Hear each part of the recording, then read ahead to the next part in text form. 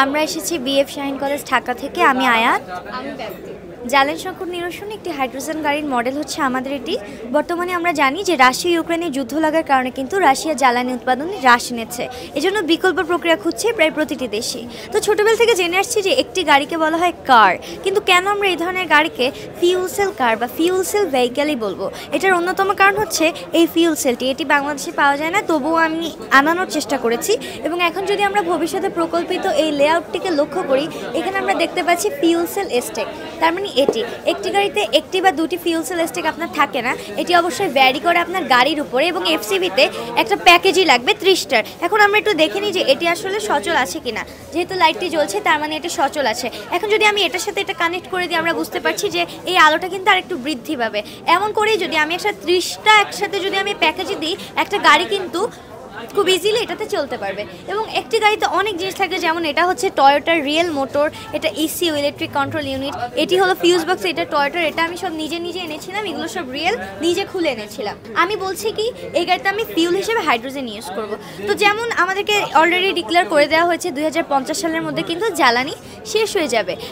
ওয়ার্ল্ডে এমন কোনো গাড়ি নেই যেটি ডাবল মুডারে চলে, যেমন আপনি দুটো মুডেই চলতে পারবেন। এই যে মনে করেন আপনার স্টেশনটা অনেক বেশি সামনে, আপনি কি করবেন? গাড়ি রাস্তায় বন্ধ, ঠেলে নিয়ে যেতে হবে।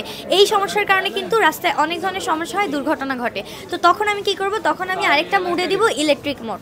এখন কথা আসতে পারে ইলেকট্রিসিটি কোথা থেকে পাবো? আমি এখান থেকে বাইরে থেকে কোনো ইলেকট্রিসিটিও নিব না, আবার আমি চার্জও দিব না। কি করব? বাইরে থাকা অক্সিজেন যখন ভিতরে থাকা হাইড্রোজেন ট্যাঙ্কের সংস্পর্শে আসবে, তখন সেখানে বিদ্যুৎ উৎপন্ন হবে। কিভাবে? আমরা জানি কি পানির সংকেত H2, হাইড্রোজেনের অণু এবং অক্সিজেনের অণু।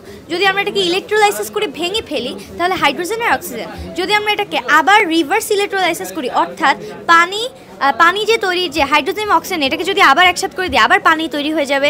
এবং পানির সাথে তখন আরও একটা জিনিস তৈরি হবে, সেটি হলো ইলেকট্রিসিটি। এবং সেই ইলেকট্রিসিটিটাকে আমরা এইখানে কাজে লাগাচ্ছি।